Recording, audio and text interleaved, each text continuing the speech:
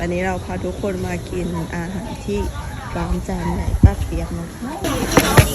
กะเพราปลาหมึกดูหนวดเขาดินี่ก็ดู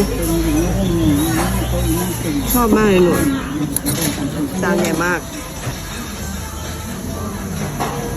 อันนี้ก็คือข้าวผัดฮ่องเต้อันนี้ก็จะเป็นต้มนี่แกะไม่ใหญ่กลม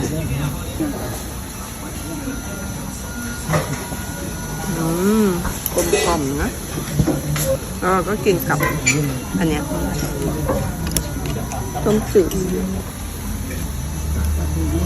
ร้านนี้นะคะก็คืออยู่ที่บางกลางก็ซอยวัดแพในถ้าใครมาก็อย่าลืมแวะมาแล้วก็คือจะต้องเผื่อเวลามาด้วยนะคะเพราะว่าเราต้องรออย่างน้อย2 ชั่วโมงนะ